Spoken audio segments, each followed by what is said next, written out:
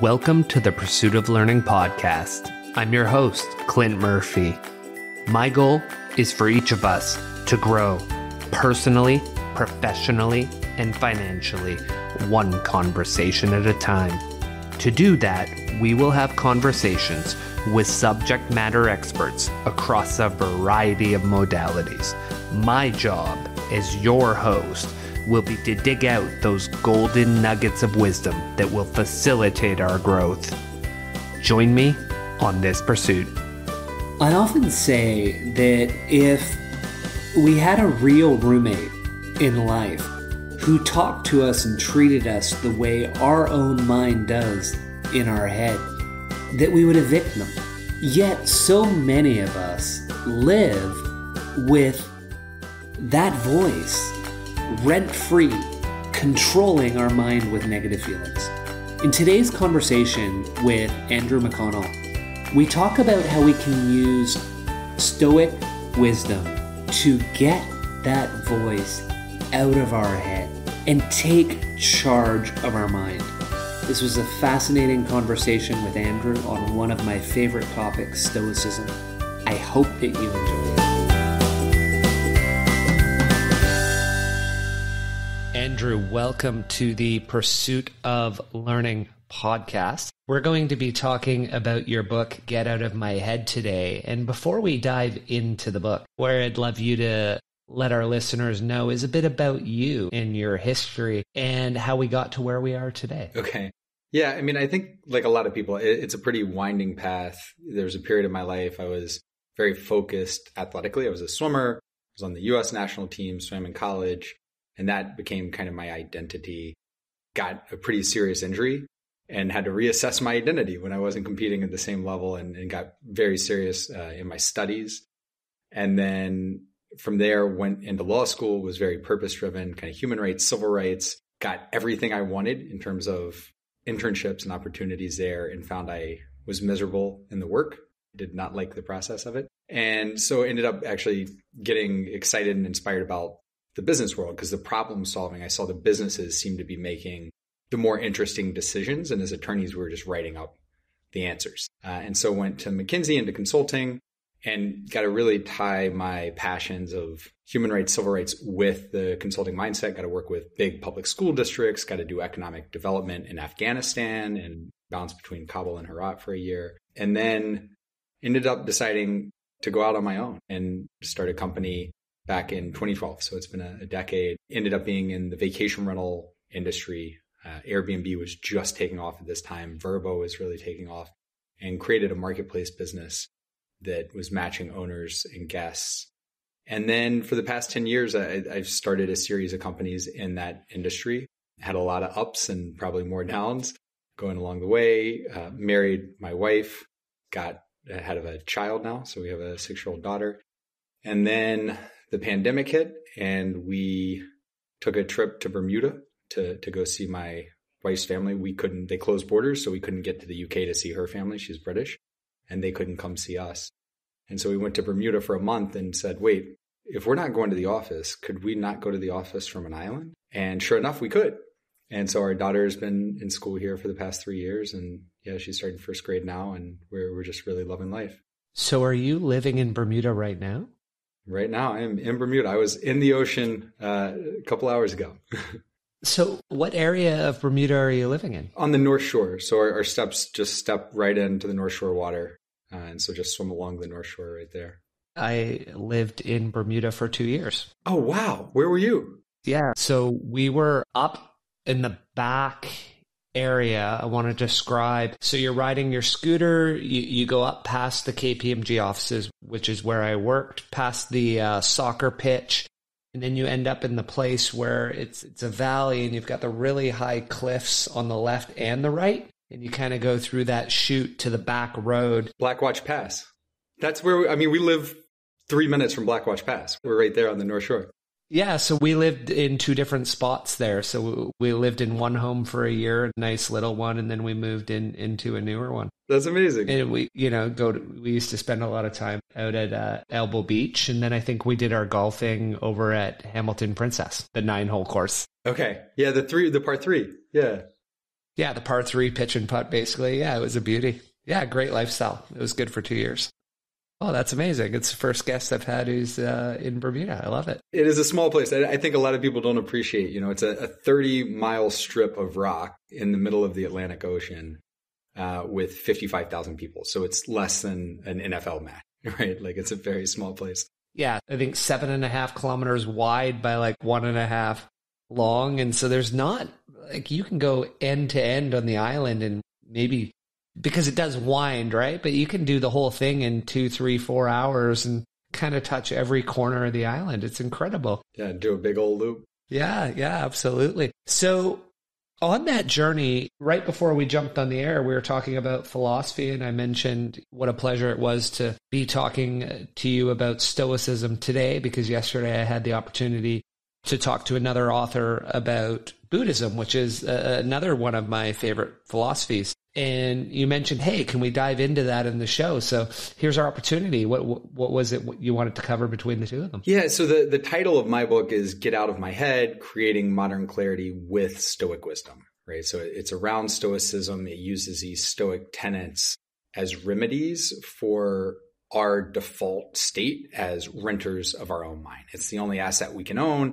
and yet we spend our whole life giving it away to other people, to things that may or may not happen, to imagined versions of ourselves, and we just rent the pieces back. And Stoicism was a great framework, pulling from Marcus Aurelius, Epictetus, Seneca, and others on some of those structures. But I actually had a debate with the publisher when we were finalizing the title on, do we include Stoicism or Stoic in the title? Because I really believe you were talking about a lot of the parallels with Buddhism and with Stoicism. And you could bring in Taoism, has a lot of the same, you could find these same tenets. Even if you go back to the genesis of prayer and where that comes from in Judeo-Christian and Islamic religion, it makes me believe these are more innate human truths, because people in totally different parts of the world, different times, that never could have communicated, had any way to share ideas, were coming to the same conclusions, coming to the same realizations, and we keep rediscovering them. And so to put these labels, there's a book I still haven't read. I want to read Buddhism Without the Ideology or something like that. Yeah, and that's huge, because in a way I consider myself a Buddhist Stoic Catholic. And when you look at it, I think the same way as you, because what really blows me away about the two philosophies, and that's how I think of them as philosophies more than ideologies or religions, is Buddhism and Stoicism were founded almost at the exact same time, plus or minus, I think, 100 years of each other. And both of them, if I'm not mistaken, about 800 years before Christ. And so you look at it and you say you have these two philosophies that are 3,000 years old, and then you start to see how they actually have shaped some of the talking in the Bible and prayer and how we approach it.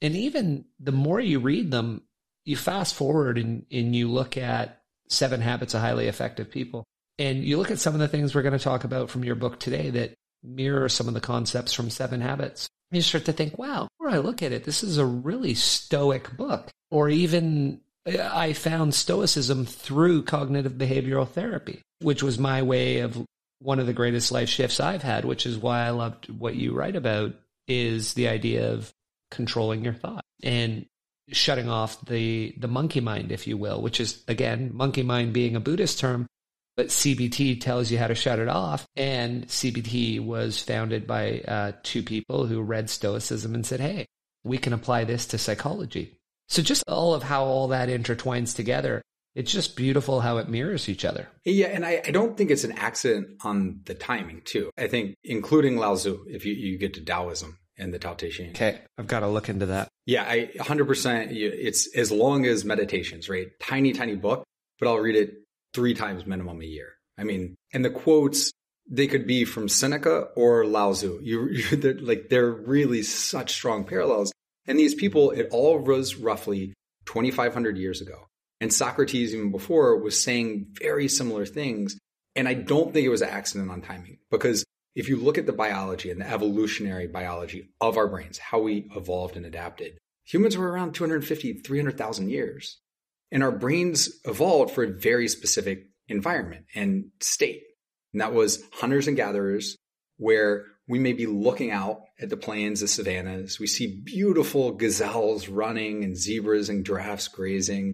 We feel the breeze. We see the sun, all this beautiful stuff coming in. We have 11 million bits of data coming in to these developed brains of ours that we've evolved. But we still were only able to process 50 bits of information. So you kind of go to this situation, this beautiful scene, and there's a rustling to the side. And our ancestor that could stop, didn't have the monkey brain, going to the worst case scenario, who could stop and just smell the roses, see the beauty, they got eaten. Maybe it was a one time in 100. But when you have 365 days in a year, that one time in 100 adds up and your genes don't get passed on. Those people died, right? The people that stopped and smelled the roses brains, they didn't evolve to us. The optimists that heard the rustling and say, 9 times out of 10, that's a meerkat. No need to worry about it. They got eaten. So the optimists did not evolve the brains that we got. It was only the pessimists, right? The ones that had all this beauty around them and immediately focused their 50 bits out of 11 million on the worst thing that could happen and then extrapolated that. And the worst possible case of this thing is this. Those were the genes that passed on because those were the people that survived. Andy Grove, a CEO of Intel, said, only the paranoid survive. And that was always true. That's the brains we got. And then you go to 2,500 years ago when we started living in cities. It wasn't just your family group or your nomadic herd. We started having these civilizations. And all of a sudden, we weren't going to get eaten at any given moment. And so those brains that we had were constantly on alert. And it was totally disserving us because we weren't able to focus on the beauty, on the present, on what else was happening. And so I don't think it's an accident. Zeno of Citium, Socrates, Lao Tzu, Siddhartha, we're all like, hey guys, let's take a step back here. Something's not working for us anymore. Yeah, our brain isn't telling us what we need it to. So let's dive right in then. We'll start with a quote you had in the book from James Baldwin. Albeit in a different context, until this point, you have been playing the game according to somebody else's rules. And you can't win until you understand the rules and step out of that particular game, which is not, after all, worth playing. It's time to step out of the game designed by someone else and start making your own. In a game that's your life, it's time for you to play to win. So when you put that quote in, what game were you talking about? And can you include the 3 renters that we're going to be talking about throughout our conversation today? Yeah. So the game is, to me, the game of life. And when I say the game we've been playing is the game we default to, the game our brain defaults to. And in that scenario, right, we go back to kind of hunters and gatherers. We are hardwired, pre-programmed to go to worst case scenarios. So anything happens, somebody says something. Somebody might say something. We're worried what someone might say. We give our mind to mind renter number 1, other people. We're operating in society. We have to be really worried how we fit into the group. That's what's going to keep us alive, right? So that's mind renter number 1. Mind renter 2 is events and circumstances outside of our control. I read a book by Timothy Robbins that had a character that just really stuck out to me, who had a line roughly of, I decided at a certain point in my life, I could be the kind of person who complained about the weather or not that person, right? And like we all have to we can't do anything about the weather. I mean, maybe we can help with climate change and everything like that. But like if it's a rainy day or a sunny day or a windy day, we're not controlling that. And so you have that choice of, hey, do I want to let those things I have no say in control my mood? Of, oh, it's so rainy. Oh, it's so windy. I really wish it was this other thing. Or do we not let our moods get dictated by that? Do we not give our mind over to these other things? And then the third is a little more amorphous and probably the most difficult to overcome. And that's different versions of ourselves, right? The imagined version, the us of, oh, when I get to this stage of life, or when my kids are at this age and I'm living this kind of life, or man, it was so much better back before I had arthritis or whatever it is. These imagined versions of ourselves that aren't the us of right now, of the present. Because the truth is, and once you hear it, it's so obvious, but we don't operate in this. The truth is the future and the past definitionally only exist in our imagination. There's nothing else other than in these 6 inches that have the future or the past. The only moment that ever exists that we ever can live is the present, is now. At every single juncture, that's all that there actually is happening. And yet huge portions of our life we give to these imagined futures and pasts and don't ever end up living life. Yeah, I always like to, when I'm teaching people meditation, I always like to focus on right now, right here, this moment, because it is legitimately the only moment we can actually impact. Now, we can impact our future, but we can only impact our future in the present moment. And so it's such a beautiful, again, that tie-in between the mindfulness of Buddhism and the steadiness of Stoicism, to say, both of them saying, and probably you would say Taoism as well, this moment, this is what we're going to focus on because this is what we can do. And so when I'm here with you on a podcast, I'm focusing on the conversation with you, not thinking about, oh, how are we going to produce this? It's what did Andrew just say and what does that mean? That's beautiful. So let's dive into some of that. And the first area you start off with is you talk about valuing ourselves. And that's something where it's always important for people to note. The more we talk about these renters, if you actually had renters in real life in your rental properties, like you have in your head, most of them you'd evict pretty quickly. And so when we start to listen to that voice, you'll notice the voice probably doesn't value you the way you should. And you shared a wonderful quote from Seneca that said, each man regards nothing as cheaper than himself. And you had a story about KP who realized it was all about how he valued his time, but not only that, how others value it. So it was two facets there. Can you take us through those two, how we need to work on valuing ourselves and then how we have to think about our value in relation to other people? Yeah. And there are probably at least three levels to it, right? So there is that, how do we value ourselves? We live in definitionally an attention economy. We have stuff constantly trying to hit us. And at what price are we selling our attention? What price are we giving to social media? Like, hey, I just gave an hour and a half of my life to Instagram. What is that value to me? What did I just give to them? And so there's a question of what do you think personally you should be worth? Then you start to get to the market. Okay, how do other people in the market value me? And that's where there's really two levels, because there's one of, it's not static. You can go and learn new skills and up your value, right? If you're a bad writer, you're not very valuable. But if you go hone that skill and you become a good writer, you're more valuable. You can be a freelancer. You can do a blog. You can write a book, right? Like you can move up that. Same with programming or any kind of skill. You can work your way up. There's a reason advanced degrees typically earn more than people without, because you can earn more and increase your value. But then separate from that, it's what are you doing in the given moment and your value in the market, right? Because you could be the world's top neurosurgeon.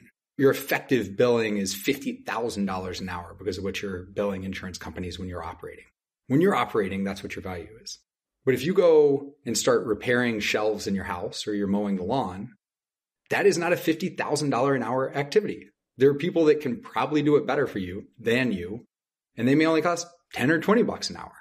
You are worth no more than 10 or 20 bucks an hour in those times. It doesn't matter what you're theoretically worth with your top skill. It matters what you're doing with that present moment, doing with your time. And so to me, those are kind of the three levels. What do you think you're worth? How do you change it to work up that? And then what are you doing in any given moment to really optimize? So when we think about that any given moment one, that's really important because it's often missed. So a lot of people will say, hey, I value my time. And I value my time at $200 an hour. So if something costs under that, I'm just going to outsource it. But what you're trying to say there is, yeah, that's fair that if you value your time at $200 an hour, as long as you're doing something that's productive and adds value. If you say I value my time at $200 an hour, but then you go watch 4 hours of Netflix, that probably wasn't worth $800. It could be to that person, right? Because them shutting their mind off could be worth that, right? So, because you could carry the same thing of, dinner with my family. I could go bill another 2 hours for a client at this $200, but I value this time with my family at $1,000. So whatever anybody else is going to pay me, it's not going to clear the hurdle. Like this, I'm not getting paid for this time with my family, but its value to me is different than the value to the market. And that's where that first one of what is your value to you, that's where it is separate than the value to the market. You need to know what you believe your worth is. And then if you're selling your time, say, is it worth that to the market or not? It is both. And so how does someone go about improving how they value themselves? So not your point about, well, I get experience in marketing, I become a better writer, I get an advanced degree, because that's increasing our value externally. But how do we change that voice that tells us you're not good enough, you're not worth it, you don't deserve more money, don't ask for, you only ask for $50 an hour, don't ask for $500. How do we change that voice for people? I mean, kind of the work in the book is to price check it and say, okay, what is market for this activity, for my skill set? Because you could be deluded in what you're worth. Like, hey, this art that I'm creating is worth this. And it doesn't matter for Van Gogh that 100 years later, his stuff's selling for millions, right? His value at that time, people weren't paying that. And so it didn't matter how he valued in terms of what other people would pay him. I think there is a whole separate equation. And this is in Taoism. This is in Stoicism.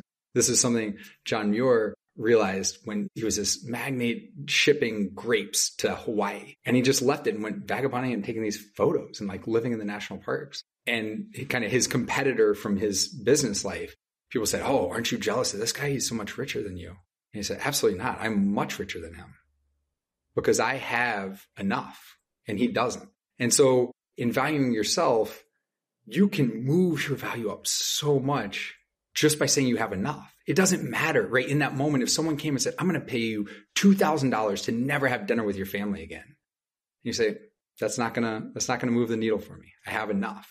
Then your value is almost infinite, right? There's certain things that you value that can't be sold, that can't be bought, but only if you think through what is that value to you. And so that also, let's fast forward in the book then, because that also ties to the concept. Now we're talking about that third renter who's always looking at it saying, I'll borrow right from you. We constantly believe we'll be happy when. Sometimes that when is when we get a material item. Sometimes it's when we receive an award, a promotion, recognition. Sometimes it's when something will end or something new will begin. The when can manifest in many ways, but the commonality is the when is different from today. And we're convinced that once the when arrives, everything will be different and everything will be better. So how do we work on our mindset in a way that we don't need when, because we're here in this moment? Yeah, I want to answer that. Before I do want to get back, because a common kind of pushback on this presence is, well, if all I ever lived was for the now, right, this holy hedonistic life, then I'll never save for retirement. I'll never, do anything but eat sugar, right, and plan ahead. And I guess the point with Buddhism or Stoicism is live and be mindful now. And in doing that, you need to be proactive in deciding how much of your time and mind to give to the future or the past. You should look forward and prepare and do that work, right? You can look forward, but just make sure it's a conscious decision and you're doing something about it, not just losing the present in that moment. Same from learning from the past. We should look back. We should deconstruct. We should learn from the past, but make it a conscious decision in the now of, hey, right now, I want to go think about the past and work on it, right? So it's not that we never look forward or backwards. It's a conscious decision as opposed to this passive default that all of a sudden 90% of my life is not lived here. Yeah, absolutely. Because we talk about a lot of financial independence and financial literacy on the show. So have a plan, have a budget, have a net worth statement, forecast it, think about your future. One of the number one things we always talk about is know what you want, have a plan to achieve it, do the work on a consistent basis. One of the key important things that you mentioned is you're making a conscious choice to think about what do I want in the future, but also why do I want it? Because if we think that I want that because that'll make me happy. Now that's where this ties in, is the why. Yeah. And so this question, live where you are when you are, right? Really for me ties to the non-attachment to results, right? Because it's that result we think when, whatever that result is, when our child sleeps through the night, or when we have X million in the bank, or when we get this promotion at work, whatever it is, we think that when. That's this result. And since writing the book, I've learned more on the science behind this, right? How we are incentivized as humans is through dopamine, right? That is how we evolved. That dopamine gives us the incentive to get up, gives us hunger to go find food, to go search and seek these things out. And it comes not from the reward, but the anticipation of the reward. And so we're getting these dopamine hits expecting, oh, when this happens, when this happens, when this happens. And the higher the high of this expectation, once it's gone, once that expectation's hit, it's a fall off. And the higher the high, the lower the low. You go below where you started, and how far below you go from where you started depends on how high you got. So this is why for years, a lot of times afterwards, Olympians are depressed. This was what my whole life was built to. I've done it. Who am I now? What am I going after now? Because I had this highest high, and now I have my lowest low of my entire life. For people or entrepreneurs who sell their company. And the answer, again, goes back to making the process the result. So people who have a target, a good one for me, I think, to kind of explain is if you have a target weight loss, or if you're training, hey, I'm going to get in shape because I want to be ready to run this marathon. People say, this is great motivation because that's what gets me to go train each day is this marathon. Then they go run the marathon and they don't exercise for 2 more years. Like, did that actually help you at all? Right? Or I lose the weight and it stays off for 2 weeks and then I start putting it back on. And that's because you were focused on the result. You got this dopamine hit and then you came back down. But if instead, and this is what top athletes are able to do with training, it's about the training. It's about the process. You're getting the dopamine. You're getting your endorphins from the process and you're enjoying the process. Then these other things come and go. You don't have these expectation highs and lows because it's the process that's giving you those dopamine hits as you go. And you can stay at a steadier high without the downswing low.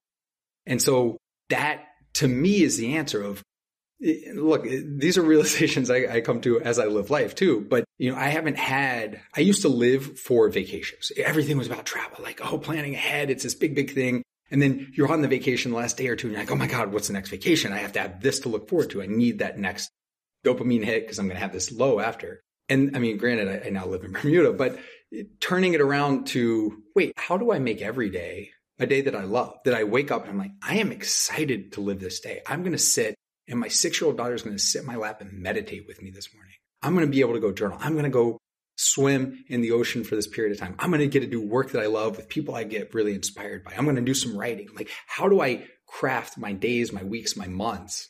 So it's not that I'm doing months of misery for a 2-week vacation, or I'm doing years of misery to get to some retired state.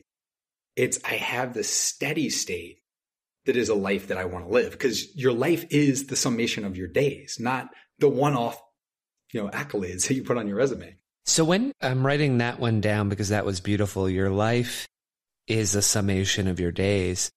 And when did you have that realization that you wanted to, instead of living life for a future goal and for, a semi-retirement or whatever it was going to be, that you wanted to, and I partially bring this up because I talk openly on the podcast about what my future will be when I evolve or pivot from work, and that I have a defined timeline and all the things you just mentioned are on the list. But when did you have that realization that you wanted to switch from, I do all of this to enjoy these time periods or this future time, to I'm going to craft my day in a way where I enjoy every single day and I'm still getting to where I want to go with my business, with my family, with the company? Yeah. And I would say there are probably at least 4 different kind of pieces that came together on that. So one was a mentor of mine, PJ Bain, CEO of Prime Revenue. There was a time I really was not happy in my work, and we were talking and he said, look, you got to remember, this is your company. If you don't like what you're doing, change what you're doing. And it made me think, because it's so easy to blame it on stage of life or all these things, the events and circumstances outside your control, other people, investors, clients, right? But had I done the work to say, what is it I want to do, right? What is it? Let's even start by defining that. And so using this framework I use now of this 2x2 of what do I hate doing? What do I love doing? Like what do I feel really energized? I can get in the flow state and do. And that's one axis. The other axis is what am I great at? What am I terrible at? And as reassess that each quarter, and as I look, I say, how do I get more and more of my life to the top right box? And when it comes to work, it's what of anything not in the top right box actually needs to happen. So the starting point is what can just stop happening? I don't need to hire other people to do it. Like what actually delivers value? Because we get in habits, stuff that made sense a year ago or a quarter ago may not make sense anymore. We may not need it. It may be duplicative. So erase those things. Those don't happen anymore. Okay, what do I have people that could do this at least as well, if not better than me, to do? Great. And then the others are how do I hire or automate and do other things for? So that's kind of the step one of crafting. And then to this realization of the day-to-day, I think part of it was really trying to live more of a Buddhist Stoic life of we couldn't travel, right? After December 2019, it turned off. So I'm saying, okay, instead of living my life of I'm going to be happy when I can go travel again, let me get in the mindset of I'm happy here. And people, when we moved to Bermuda, said, oh man, you must love that. You're going to have such a hard time moving back. And I keep saying, as much to remind myself and train myself as anything, I can be happy anywhere. I can be happy anywhere. You put me anywhere, I can be happy because I get to decide if I'm happy or not. Yes, I love Bermuda. I'm having a great time. But you put me anywhere, I can be happy anywhere. Right? I have that ability.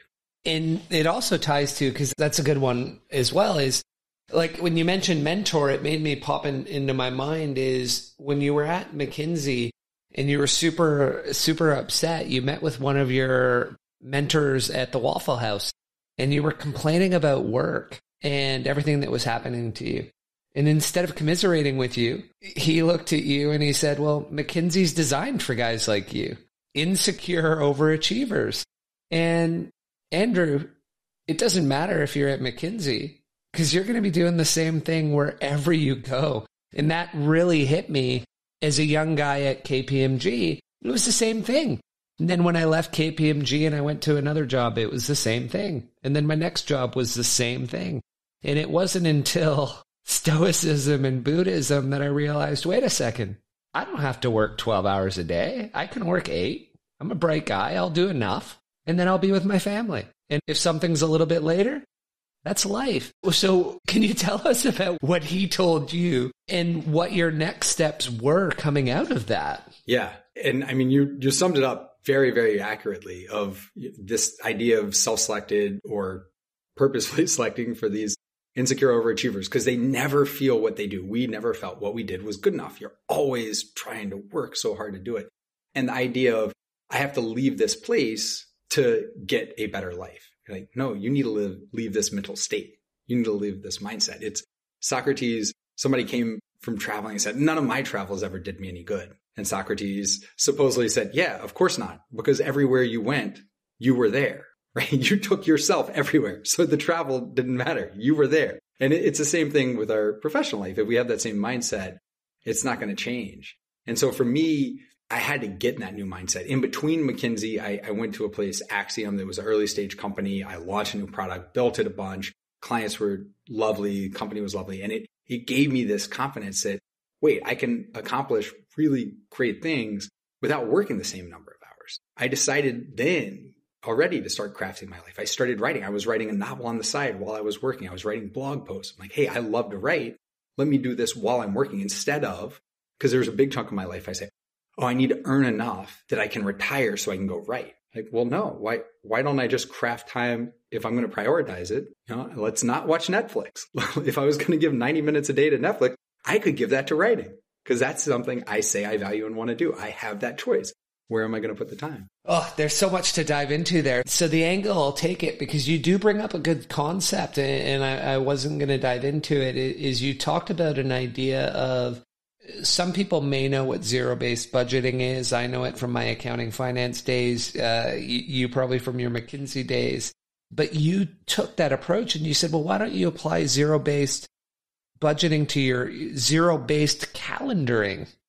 And so you, right there, when you said, I can eliminate 90 minutes of Netflix and replace it with 90 minutes of writing, can you educate the readers on what you mean by that concept of zero-based calendaring and how they can use that to achieve more in their lives? Absolutely. This is probably this, and it may be because it's early in the book, but it seems the most resonant.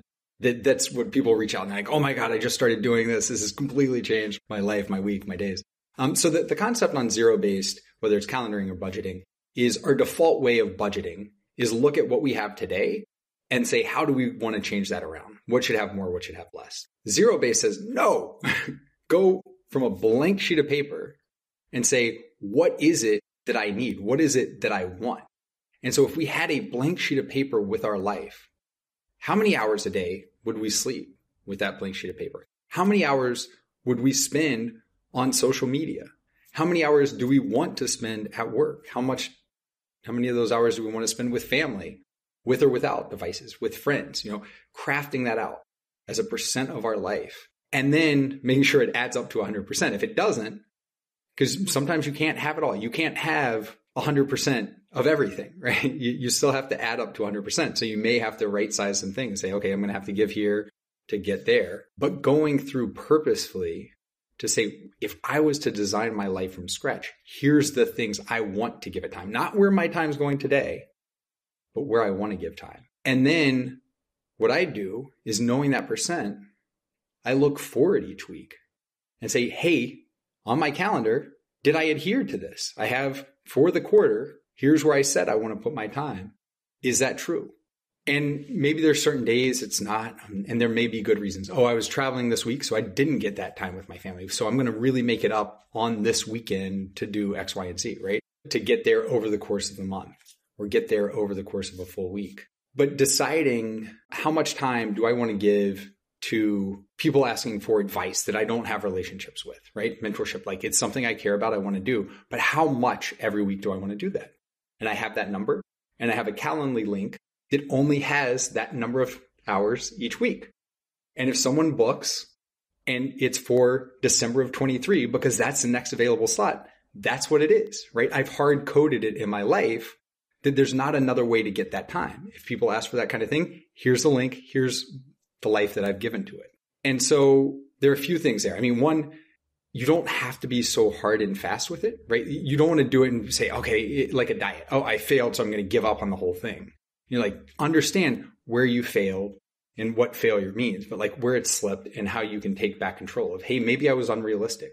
Maybe I can't sleep 8 hours. Maybe it's only 7.5 because I need this extra half hour for this other thing. Okay, let's see if we can make it work with that. Let's redesign. And then the other piece is that, like so much else, is not static. It needs to be dynamic. So that's an exercise for me that I go through each quarter. And a quarter is just an arbitrary measure of time, but every 3 months saying, okay, now looking forward, especially because I do a double click on work, right? For me, a lot of the outside of work stuff is hard coded. I have those times hard blocked. My computer, my phone stayed in a separate room while we go do dinner as a family, right? Those things are kind of hard locked. And so it's the work hours that I say, okay, here's what I'm going to give to work. And how much of that is going to clients? How much of that is going to my team? How much is going to investors? And that changes over time. So I really have to revisit that. Say, okay, this quarter is really about fundraising. That's going to get more investor time. So that means I have less time for clients. I have less time for people who aren't my direct report. And then maybe we get through that period to say, okay, great. Now I get more time. All that time that went to investors can now go to clients. Like I can go play with that in a different way.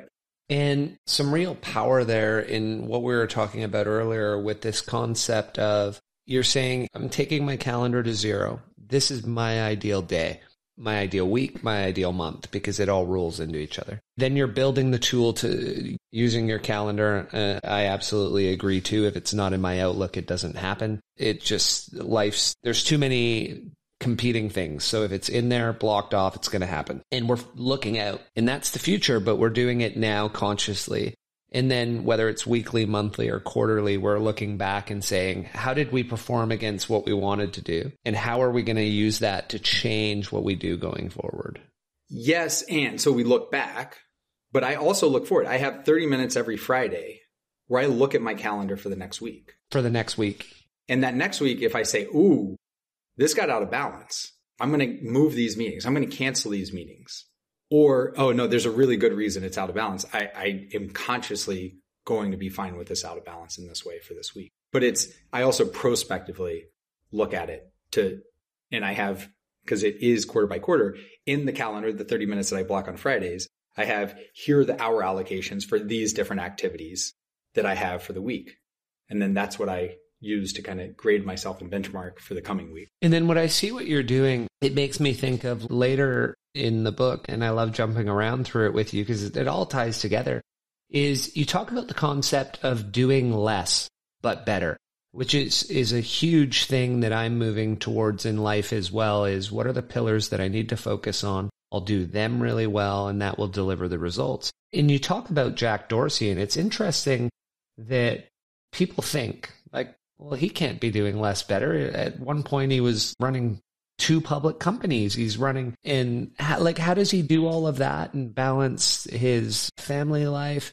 Like, how is that even possibly? His health, his Bitcoin conferences that he's going to, and he's going to India. Like, how's this guy doing this? And so do you want to share a little bit about what people don't realize he's doing? Yeah. So as I understand it, how he did it, one, he said, look, my role as a CEO of these companies is as an editor. It's probably more about saying what not to do than what to do, what needs to come out. Most of editing is taking out the extraneous material. And that is not that dissimilar from Steve Jobs, who said, look, I'm more proud of the hundreds of things we said no to than the handful of things we said yes to, because it was only by saying no to all these good things that allowed us to do that handful of great things, one at a time, right? It was the iPod, then it was the iPhone, and it was the iWatch, right?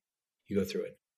And so how Dorsey did it when he was balancing multiple was days had specific themes, right? So this day is on product. This day is on culture. This day. And so he could stay fully in a single mindset because he's not flitting around like a hummingbird between a bunch of flowers. He's staying in a single garden and get fully present in these are the things that matter on this day. And I'm going to be fully present and focus on fewer things today, but I'm going to do them really well, right? I'm going to do fewer things, but I'm going to do them great. Less but better. Okay, so let's go back in time to your childhood. And when you were a kid, your dad said something that seems like it had a massive impact on you from, when you were giving us your bio and the things you've done. And what he said to you was you'd been at a friend's house and you hadn't enjoyed the day because you were focused on a project you had to do. And it was your first dose, really, of Stoic wisdom in that he said, son, either do the thing you should be doing or don't do it and don't think about it. But don't not do it and then spend the whole time thinking about it. That's the worst. If you're going to obsess about it, you might as well be doing the thing you're putting off. You will get it done. You always do. Just make sure you actually enjoy the time you're taking off. What did that mean to you, and how has it informed your life since? Yeah, it's crazy because the book has these quotes from Seneca and Marcus Aurelius and Epictetus, but this is probably the most resonant, right? Everybody's like, man, that advice you got from your dad. You talked about the monkey brain, right, before. The monkey brain or lizard brain, whatever, the default. And so I'm not going to pretend I'm Buddha, that I'm perfect at this now. But what that quote allowed me to do is noticing when that starts happening of I'm at the pool, I'm at the beach, I'm with my daughter, and I'm starting to think through, okay, I have this meeting tomorrow. What do I need to do? And say, whoa, step back. Do you want to step away from this time with your daughter right now and go plan out that agenda and the talking points? Do you want to actually do that now? Because if you do, go do that. If not, don't be thinking about it. Be right here. Because you're not going to ever in your life, you're never going to get this moment back. This is the only time you're going to have this moment. So you can choose to go work on that. There's nothing wrong with that, but then go work on it. Don't just give your mind to the thing you're not working on. Work on a beautiful day with your family. Work on the problem that you need to solve. But you're doing a disservice to both if you're physically in one and mentally in another. That's not accomplishing anything. And so the ability to recognize when that's happening and then to say, okay, which way do I want to go right now? Yeah, and then come back. So for our listeners, what a lot of people think when you talk about what you and I are talking about right now, whether it's meditation, whether it's mindfulness, that the whole idea is we're going to eliminate all the thoughts. But that's not reality. I think we have somewhere in the neighborhood of 35,000 thoughts a day. So you're not going to eliminate them, but you just really highlighted it, Andrew, is we're not going to grasp onto them. That's the goal, is to do what you brought up in that situation with your daughter is, oh, I found myself grasping on to this, but I'm not going to. I'm going to let it go, and I'm going to bring myself back to this present moment. That was a beautiful example of the way to do it. For American football fans, the analogy for me that I tie it to is with the face mask rules, right? There are times when you're tackling, your hands end up in the face mask. If you release, you don't get the call. It's only if you keep holding that you get the penalty. And so as you're tackling life, you can't control if these thoughts are popping in, but you get to decide, do you want to relax your hand or do you want to hold on for dear life and follow that? Oh, that's a beautiful analogy. I love that. I want to take us back to, you talked about evolution.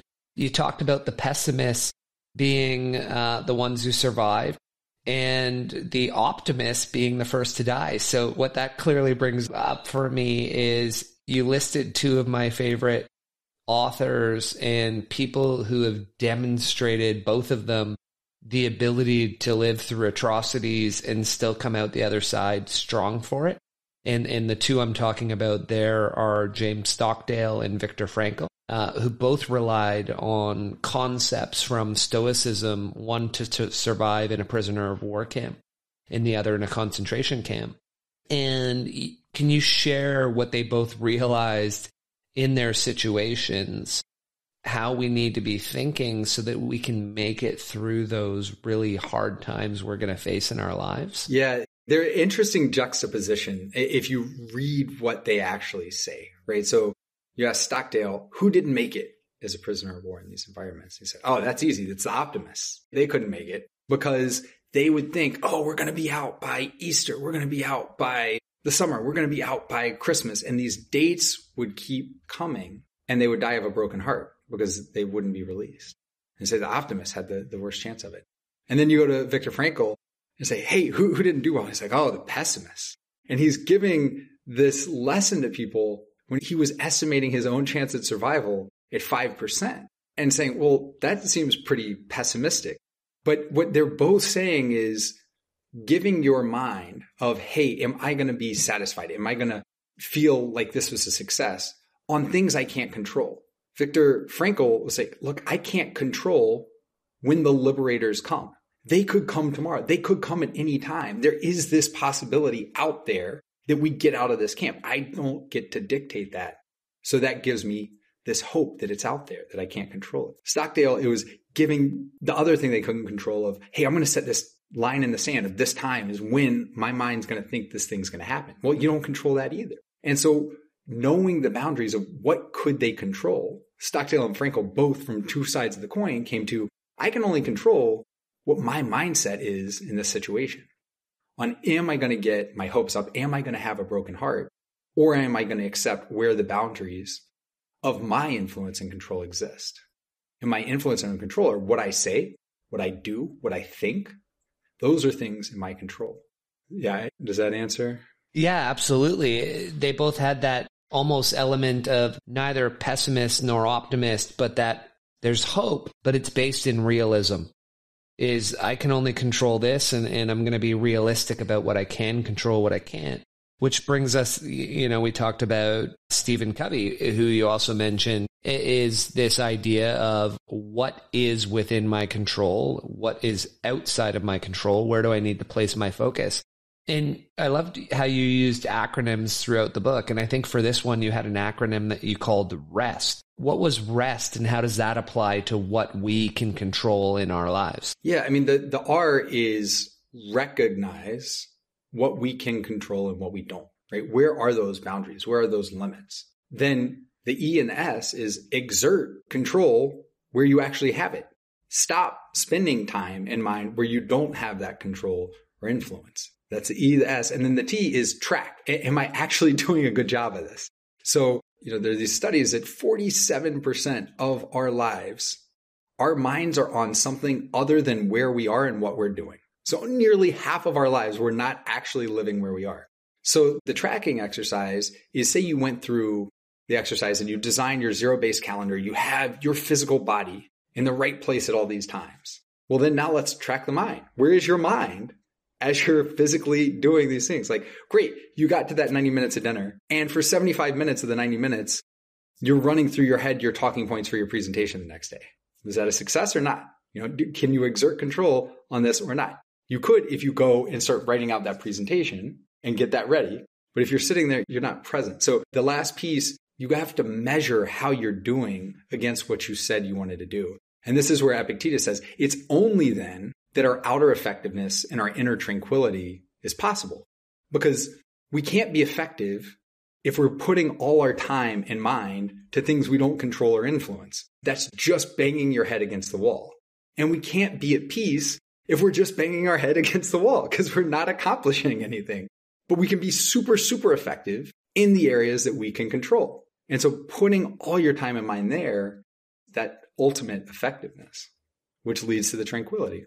And it even ties into, when you think about, a lot of people will say, one of the better decisions I made in my life was I stopped reading the news and I started reading books.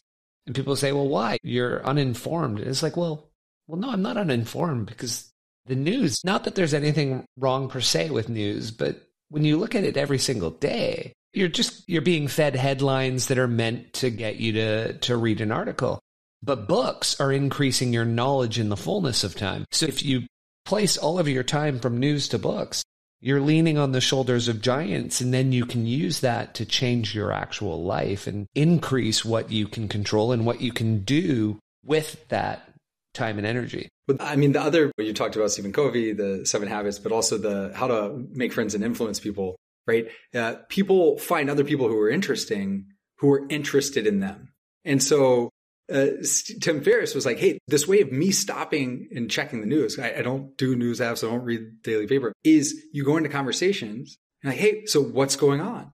And you go in genuinely interested because you haven't read today's headlines or whatever. And so these people love to talk about that side. And so you're genuinely interested, you're learning, it's a great conversation, and they're super happy about it. Not reading daily news, and honestly, it's not gotten better, right? Now that it's Twitter, their headlines every 10 seconds as opposed to every 24 hours. Like, it was bad enough when we had 24/7 CNN and headline news and all that. And then it got to social media where it's just sitting out 140 or 240, 280 character text. Just getting out of that, because that is just getting whipsawed left and right. So to just pull yourself out of that, yeah. I even get it at the dinner table sometimes because my wife will say something pop culture-y and she'll say, can you believe this happened? And I'll say to her, what are you talking about? She'll be like, it's all over the news. I'm like, I don't read that. And she's like, well, you're on social media. And I'm like, well, I'm not consuming, I'm creating. Right. I'm a producer, not a consumer. Yeah, 100%. Yeah, I don't go read all these pop culture things. I read people's threads on how to be better at this, how to improve at that, not, what happened with this relationship in Hollywood. Like, fill me in on Adam Levine. Let's talk about it over dinner. What's happening with poor Adam? So, it's the second time in 2 days that I get to look at the wall and see a quote. Then comes up in the podcast. Yesterday, someone asked me about Aristotle, and I have that one behind me. Over on the right, I have the man in the arena. And so you reference that in the book. And I think when Theodore Roosevelt wrote it, he wasn't necessarily thinking that we shouldn't take heed of critics, but more the person doing the work was the person who deserved the laurels, not the critic. And then you had a Marcus Aurelius quote that ties into that was beautiful. If anyone can refute me, show me I'm making a mistake, or look at things from the wrong perspective, I'll gladly change. It's the truth I'm after, and the truth never harmed anyone. What harms us is to persist in self-defeat and ignorance. So there's that fine line between I have the critic telling me I'm doing something wrong, but I'm the one doing it. In the way I've always looked at it, I think lines up with how you think about it. So I'll share mine and then we can dive into it to get together. Is the critic said something. I then get to make a choice. I hear what they say. I can ask myself the first question, is it true or is it not true?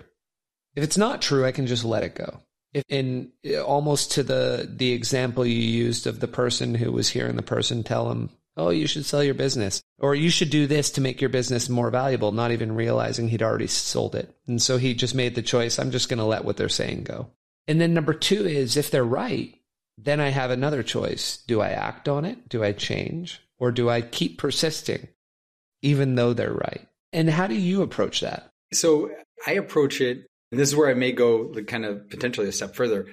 Get rid of the first question. Don't even ask, are they right or not? This is where Kat's advice on that, and you kind of get the tried and true framework of, then you start getting in this debate. And how we are with confirmation bias, our default is going to be to find all the arguments why they are not right. So instead of saying, are they right? Going in assuming they are right. There's something I am missing that is making them right, because they would not say this but for something. There's some kernel of truth in there. It may be the way I presented it. It could be the time I presented it. It could be they had something else going on and how I approached it, right? It could be the content was fine, but all these other things went into play for how their perception is, because people aren't wrong about how they feel, right? This is how I feel. They can't be wrong about that. That is the truth. And so you don't argue about, well, I meant this, that, and the other, because you can come up with all those arguments, but that's not going to help you the next time you're in the same situation, because a person in that same other situation is going to have the same response, the same reaction. So going back to that monkey brain, lizard brain, the first step for me is to take the time, because just like anybody, if I get something that I perceive as criticism, my guard goes up, my hackles are raised. I want to push back. I want to first say, is this true? And more than that, I know I'm right. Let me find all the arguments for why this person's wrong. So I have to take that time. I have to take the breather. Okay, let me take a breath. Let me repeat back what I think I heard. Because a lot of times, and I've noticed other people do this, especially as I do workshops around this, when people say, oh, this person said this. I say, okay, well, let's actually go back. Were those the words the person said? Or is that this reframing we put on it? And 10 times out of 10, those were not the words the person said. It's how we heard it was this totally different way. And so it's really important to repeat back. Say, did I hear you right? Did you say? And get down to what they actually said. And then you need to identify, okay, what is the kernel of truth in there? Is the kernel of truth, I'm actually wrong about this fact, I'm wrong about this thing? Or is it a perception thing? Hey, it was the way I approached this. It was the medium in which I shared this information or had made this request that was met with this kind of response. Right? Identify what is that truth in there, because there's some truth that led them to give this feedback, criticism, whatever label you want to do. And then you need to go back and echo that and say, okay, I heard this. Let me see. I have identified this is what needs to change. Is that right? Maybe sometimes you don't have an opportunity because it's moved on to have that replay. Then, of course, the last piece is deliver. Right? Okay, now I've learned this. Let me go act on it. Maybe everything else about my process was fine, other than I sent it in an email on a Friday. This should never have been in an email on a Friday. Everything about this was right. It should have been a Tuesday at 10 a.m. email. That could be the kernel of truth, right? And how they presented it, how people blew up, everything else that went into it may not be right, but there was some truth in there that led to this response. What is that truth that I can go control and change? So that first question could almost be, instead, you could say, what if this was true? How would I change if what I've heard is true? How would I re-examine the way I'm doing it? Yeah. It's when I was first a consultant, when I was an intern, I was not getting along well with my manager. It was not going very well. And a more senior partner came in and said, yeah, it's because you came from law school. Your approach at problem solving does not equate with how most people like to do it. Because in law school, people would throw out an idea, and our job was to just all try to tear it down. And then if it got torn down, it was just an idea. Like, nobody took it personally. Like, okay, then what's the next one? Someone would throw that. And we'd try to tear it down until you couldn't tear it down anymore. Like, okay, this is the answer. This is the truth. So you do that in business, and it feels for most people like a personal attack. You can say the idea is separate from the person, but the person with the idea doesn't feel that way. So I said, okay. So I can't disagree with him anymore. Like we go problem solve. So I go back a couple weeks later. The partner said, it's not getting better. I said, but I don't know. I'm just asking questions. I'm not arguing anymore. He said, give me an example of how you ask a question. So, well, just yesterday he said, this is the probable answer. And I said, well, don't you think that's wrong? Because, and then go all this.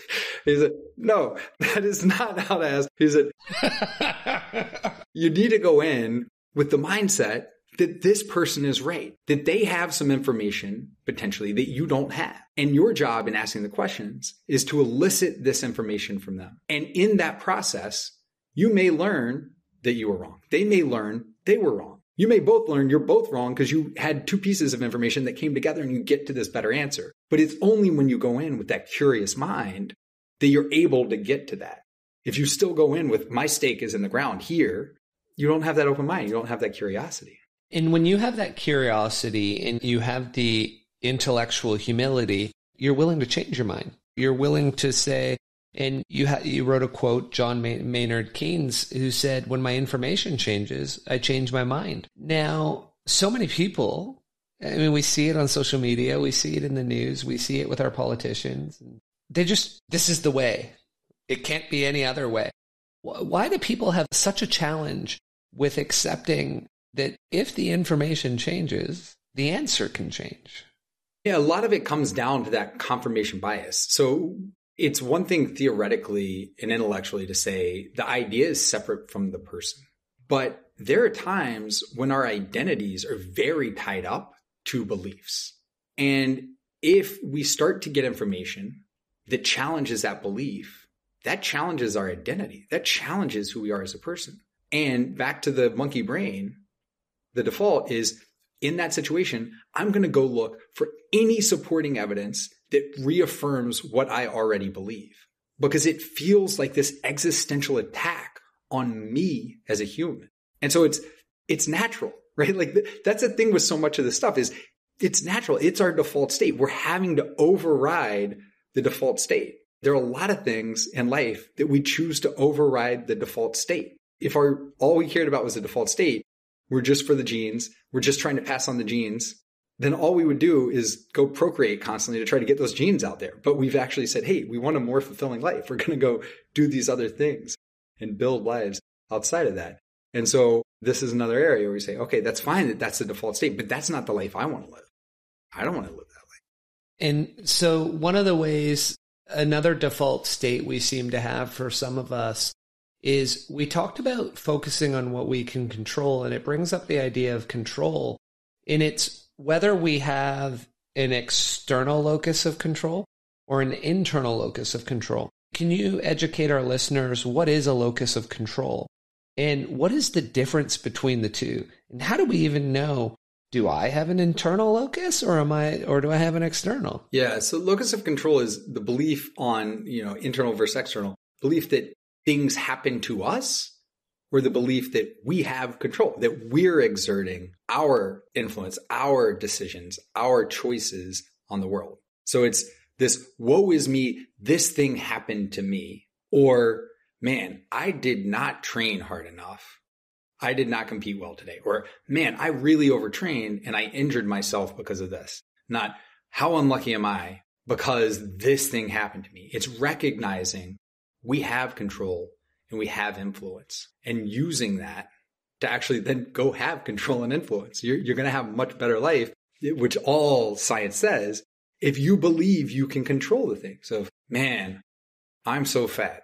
Well, or man, I've made some really poor health and nutrition decisions.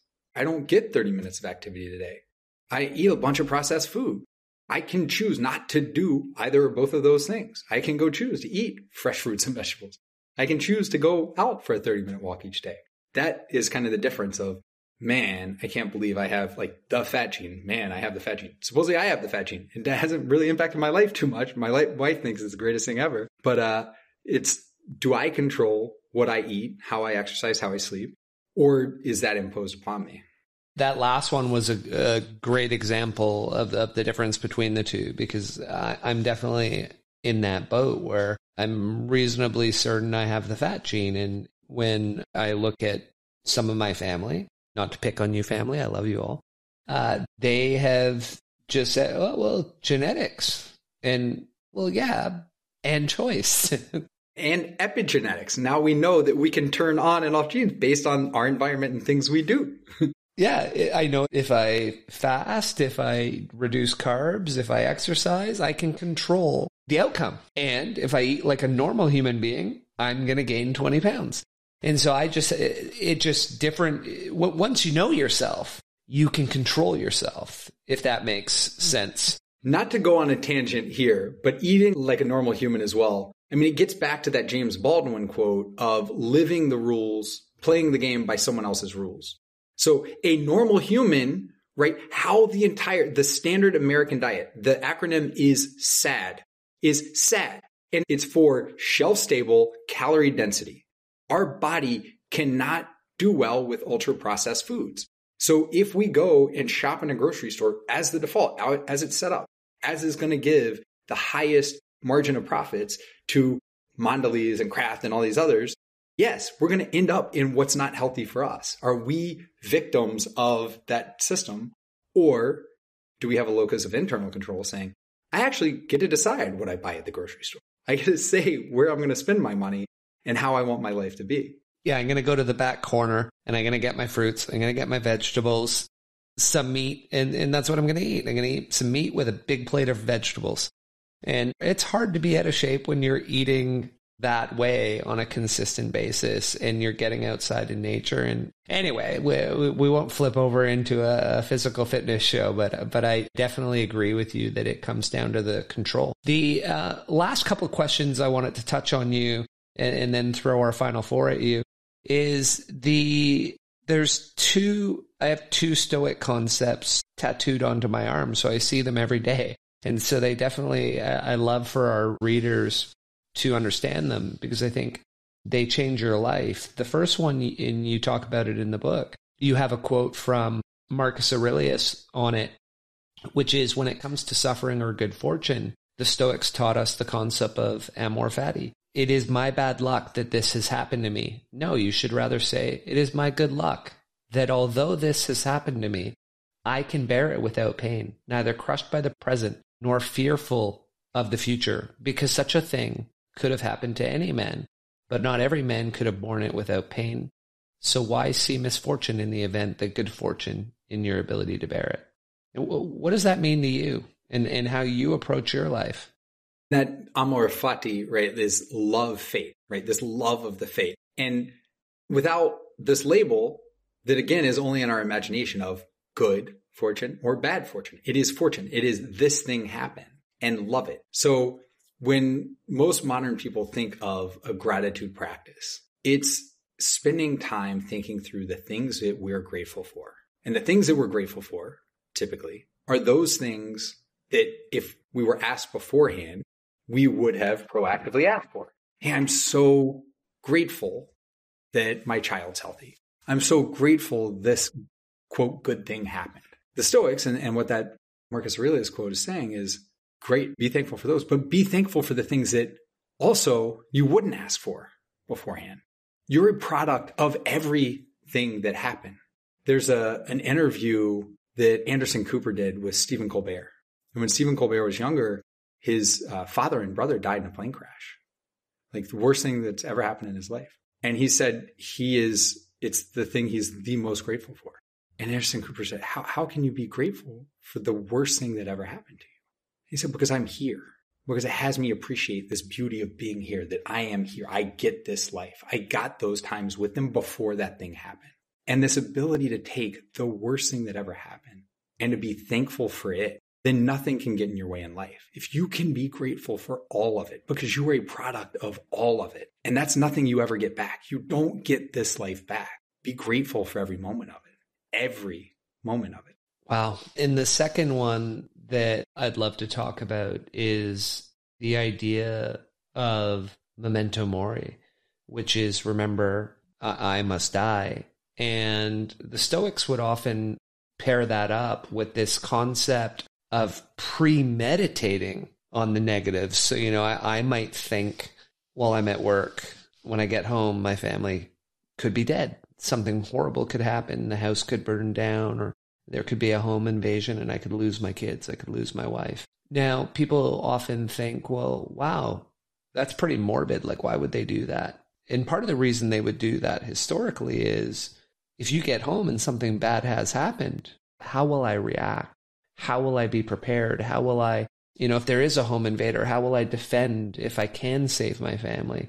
And also, when I get home and they're there, wow, now I can cherish that time with them. And how does that premeditation of future negative events, how does that help you in your personal life? How does it also help with the business? Yeah. And it really does come up two different ways in those contexts, right? So the first is preparing for the worst before it happens. You don't want to be developing your crisis playbook after the crisis happened, right? Like, you don't want to think about, man, I'm going to go board up my windows once the hurricanes pass through and you don't have glass around your house. You want to, hey, here's what can go wrong. Let me plan ahead for those things. So let me think about the things that can go wrong. A competitor could do this. This is the whole idea of game theory of let me think through what other people would do, what things could happen, and develop a plan of how would we react. I was having breakfast with Ed Bastian, the CEO of Delta, in February of 2020. And he talked about they had just announced the largest profit share in the history of corporate America, probably the world. And they pay out their employees. And he said, most of the people in this company at this time have never been through a bad time. They weren't here through the financial crisis. They weren't here when had to file for bankruptcy and went through that. This is all they've felt, right? They're not mentally prepared for what may come. And I can tell you right now, when we were doing the strategic plan for 2020, there was no mention of COVID when we were writing that up in 2019. And so the executive team, like, they had been through those times. So they had mentally prepared. Hey, what do we do? How do we deal with our employees? How do we continue to service clients? But most people had not had that negative visualization because they hadn't seen it before. Having seen it, you need to be able to see it in your mind, even if you can't see it in the real life, to be able to prepare for it, to develop that game plan. We talked about say one, do less, and do it better, say better. Taoism has this, Buddhism has this, certainly Stoicism on, it's not the man that gets what he wants that's rich. It's the man that already has what he wants, that wants what he already has. You can flip it. It's not by adding to the things that we get. It's by subtracting from the things that we want that we can be wealthy today. It's the John Muir quote. I'm wealthier than him. He could have 10 times the zeros in his bank account, but I have what I want and he still doesn't. I'm wealthier than him. And that's the idea on the premeditation of the negative of whether it's a loved one or it's the car you currently have or the job you currently have or whatever it is, something you already have, putting yourself fully in the mindset of it's gone. Man, I just lost my job. The company shuttered today. I have zero paycheck coming in, blah, blah, blah, blah, blah. Next time you go to work, you're probably going in a better mindset of, man, I can't believe I have to go to work. Man, I get to go to work. This is so good. Like, this company still exists. Yeah, I didn't lose my job. Yeah. And the same, I mean, the hardest is to really think about loved ones. Because there is a time, if you see your parents twice a year, right? We spend 90-something% of our time with our parents before we're 18. So as we get in our 40s and 50s, you can count the number of times you'll see your parents again. Like, hey, they'll probably live to about this age. I'll probably get 13 more Christmases with my family. Like, okay, man, let me think about that 14th when they're not there. What is that going to be like? Now when I go to Christmas with them, am I going to be annoyed that this person drank too much or this person said this? Or am I going to say, man, I am going to miss this. I'm going to love this while it's here because this isn't always going to be here. We had that exact conversation at lunch on Friday. 3 of us were sitting down. One of them has his family in Ontario. I'm maybe 2 or 3 years older than him. I was at a celebration of life this weekend for a family member, and I found out 3 of their siblings, 3 more people have some challenging issues they're dealing with. And I started to think of this Stoic concept and the Buddhist concept of impermanence. And I realized my dad and mom, being the youngest of their siblings, are in their early 70s, and age ranges all the way up to early 80s. So over the next 10 years, there will probably be a lot of loss. Over the next 20, most. Over the next 30, probably all. And so you look at that and you say, wow, like if I don't think about it, until it happens, it'll just be so shocking every time. But if I meditate on it and say that it is going to happen, here's the rough timeline. Here's how much time I have with these people. I'm going to be more conscious to call them or reach out or be present when I am with them. It's such a challenging and beautiful concept. And when you think about your company, I think there's a book by this title, but a lot of people always plan for the best. And there's a book, Plan for the Best, Prepare for the Worst. And I think it's such an apt way to run your business is, hey, let's build our forward model on what's going to go, on what we can control and not aberrations happening. But let's also prepare so that we have cash reserves. We're protected in a downturn. And what's the one book that's been the most instrumental on you in your life, Andrew? Honestly, the most instrumental, if you think about the cascading effect, even though from this single book, I don't know if there's a ton, it's what it led to, was The 4-Hour Workweek by Tim Ferriss. Because that took me to Tim Ferriss, that led me through 4-Hour Body, all the other stuff he wrote, his podcast, to Ryan Holiday, to the Stoics, to Andrew Huberman and Peter T, all of these, right? Like you think about that was the kindling that ignited this fire. So for me, that book really set everything else off. Yeah, I've listened to almost every single one of his podcasts, and it's a big influence on why I do what I do and how I'm going to design my life when I'm done doing what I do. So I'm biased to loving that answer. What are you reading right now? What's on your shelf? If we dive into the bookshelf, what's Andrew got on the go? Yeah, so I balance a couple of things. So I have one that I kind of pick up and put down over time, and that's the 1001 Arabian Nights. So just kind of working through the Richard Burton translation on that. Gets repetitive, a lot of poetry. So, it's not every single day. And then working through, finally decided to tackle Caro's series on Lyndon Johnson. So Means of Ascent, Passage of Power, all of those. So I'm waiting for his 5th volume to come out because I'm working my way through number 4 now. But it's been about 10 years since the last one. So I think he's due for a new one. It was supposed to be a 3-volume series. He's already on volume 5, and I think it's going to go at least to 6 if he makes it through. So it's a little bit like a Game of Thrones with Martin of like, is this guy going to live long enough to get these done? At least Martin is still alive. There was another fantasy series that is one of the greatest of all time. And the author died around book 10, passed away, unfortunately, sadly. Positively using Stoic mindset of being happy even though it's bad. He had the foresight. He contracted a disease and knew approximate timelines. So he prepared the menu, not wrote the book, but outlined the future, and then handed the reins off to an absolutely fabulous young author who's now one of the giants of the genre to finish the last 3 books, and they were beautifully done. So it does happen where there's such a big gap that you lose the author. It's absolutely incredible.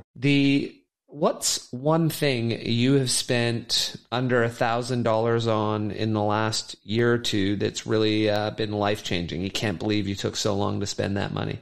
Last year or two, under $1,000. So you might pick up from me, I am not big on things. Things are not really my approach. So kind of juxtaposing 2 things. There was a food festival we were supposed to go to. It was super, super rainy.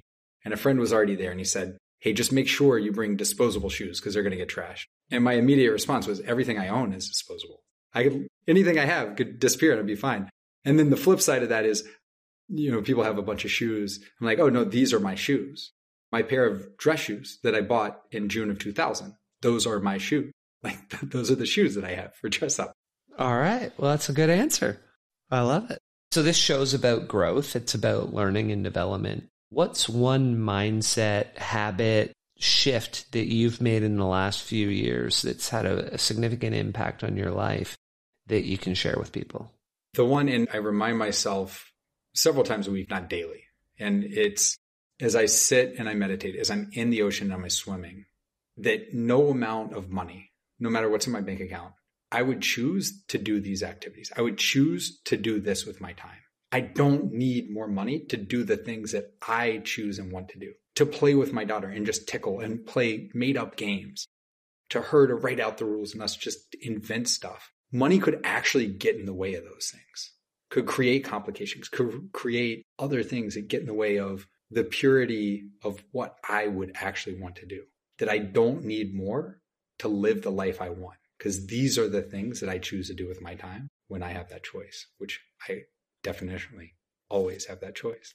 Oh, I love that, Andrew. And as we wrap up, we had a pretty wide-ranging way through the book. Is there anything that we missed that you would say, oh, if there's one thing I wanted the listeners to know, this would be it? What would it be? Yeah, I'm big, and you might think, gather this from the do less, but better. It can seem overwhelming when you're hit with all these different things. If I need to do this, this, and this, you don't. Just start with one. You don't need to do everything. You need to do something. And it's lowering that bar to what it takes to get started, because that's what matters, is your action in getting started. And so if there's one thing to leave with, it's to have one thing that you care enough about that you're actually going to go work on and do, because no one is going to design your life for you in the way that you want it. And few of us ever even ask, how would we want to design our lives? We just live them. So at least think through the design and then go live it. Such a fabulous way to end it. Thank you. And how can people find you, Andrew? Yeah, LinkedIn is socially where I'm most active. M. Andrew McConnell. And then my website, my first name is Michael, andrewmcconnell.com. And that you can contact me through the site. I'm on Instagram. I'm on the socials, Twitter and Facebook, but not as active elsewhere. But through the site, contact me. Would love to hear from you, and would love to talk about the Stoic journey. Excellent. I love it. Thank you for joining us on The Pursuit of Learning today. I really appreciate it. Yeah, thanks for having me, Clint. This has been fantastic.